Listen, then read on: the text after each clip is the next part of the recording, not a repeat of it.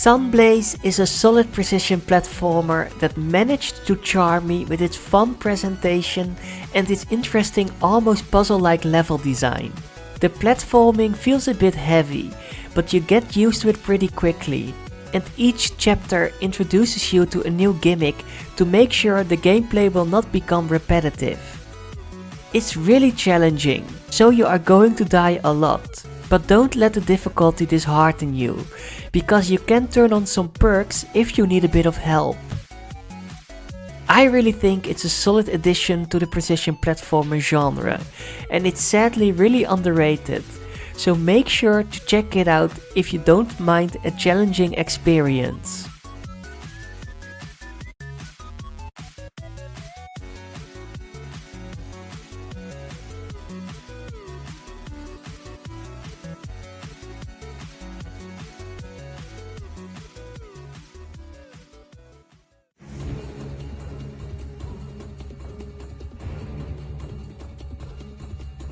While Kena Bridge of Spirits didn't exactly live up to my high expectations, I still did really enjoy this game, and I'm still impressed by the gorgeous presentation. It's definitely one of the most beautiful looking indie games I have ever played, but the gameplay and the narrative started to become a bit repetitive, and the exploration felt less meaningful because it was mainly focused on unlockable cosmetics. And that's why I ended up really liking it, but not loving it. It's for sure very memorable because of some amazing set pieces and the almost Pixar-like animation, so I think it's fair to try it out when it's on sale.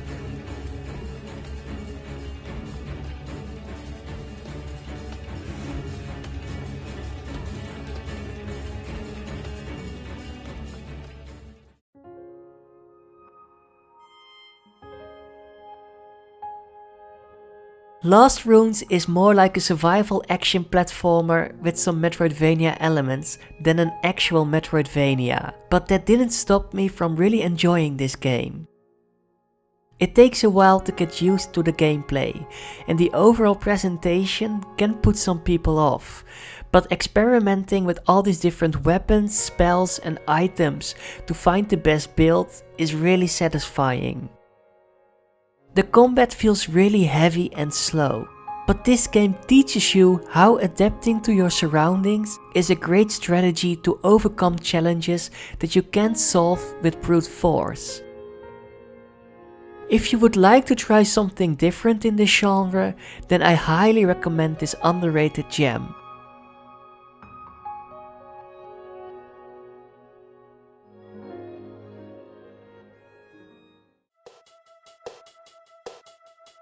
Astronite looks like a really charming Metroidvania, but don't let it deceive you.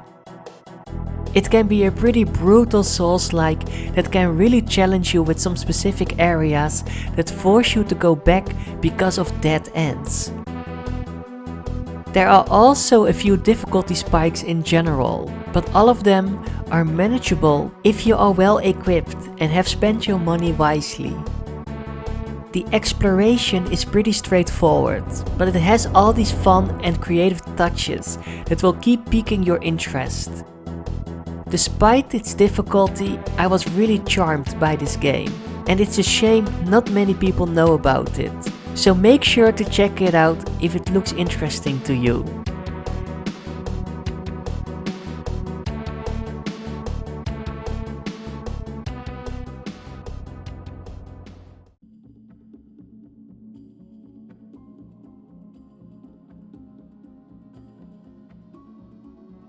Tunic is another game that didn't live up to my high expectations, but I love the overall presentation so much, and the soundtrack is right up my alley.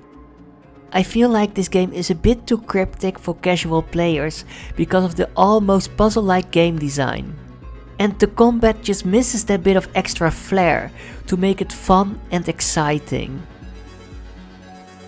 I started to really enjoy the inclusion of the instruction manual because of nostalgia, but a bit of hand-holding would have been highly appreciated as well. It's for sure a really interesting game, and it has a lot of secrets and hidden lore. So if you don't mind exploring every nook and cranny in a cryptic world, you should definitely give this game a try.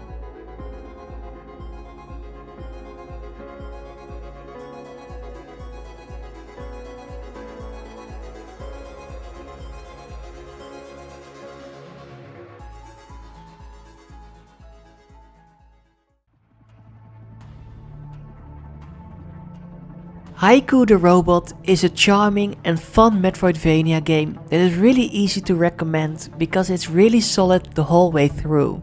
The overheat mechanic and the slow healing can be a bit annoying in the beginning, but it's really not that big of a deal when you start to find some upgrades. The exploration in this game is for sure the highlight for me. You have so much freedom in choosing your own path and unlocking new abilities. And even though you will sometimes get stopped in your tracks because you need a specific ability to progress, it's always fun to return to and explore new areas you have skipped before. If you prefer a more linear experience with like a waypoint system, I'm not sure you are going to enjoy this game. But if you love exploring at your own pace, then I can't recommend this game enough.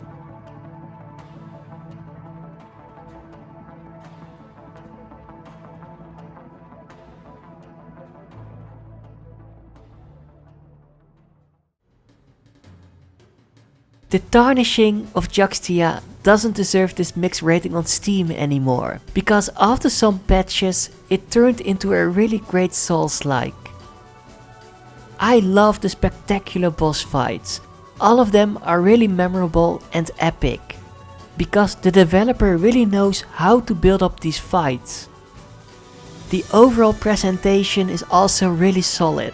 The only thing I think could need some improvement is the exploration and the level design. It's a bit too basic in my opinion. Other than that, this game needs to get more positive buzz. It almost makes me sad how underrated it is. So hopefully you are going to give it a try if you are up for a challenge.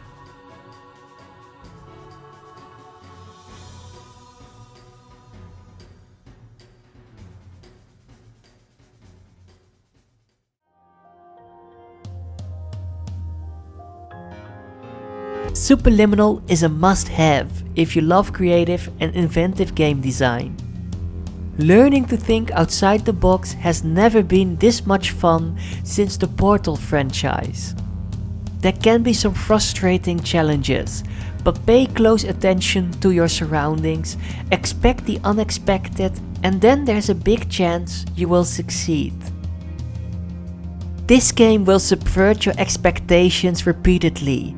And even though it caused me to feel a bit sick sometimes because of motion sickness, and there can be some flashing lights and trippy imagery here and there, I'd still highly recommend this game if you would like to undergo a surreal and unforgettable experience.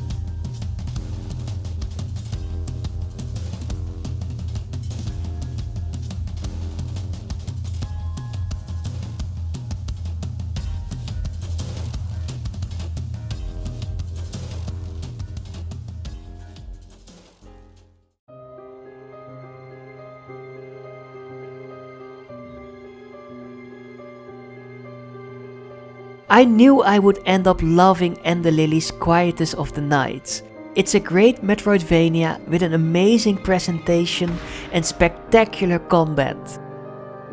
The level design is a bit basic though, and some bosses are giant damage sponges, but so much care and effort went into the creation of this game, and it shows. The exploration is also very well done in this game.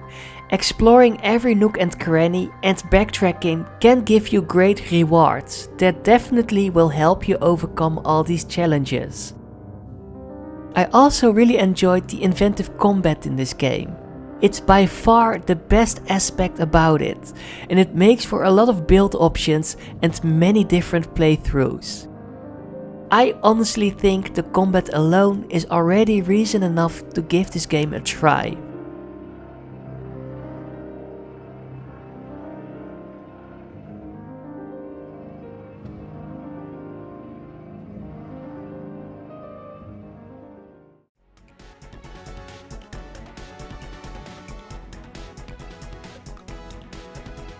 Soldiers isn't a perfect Metroidvania, but I just love how ambitious it is.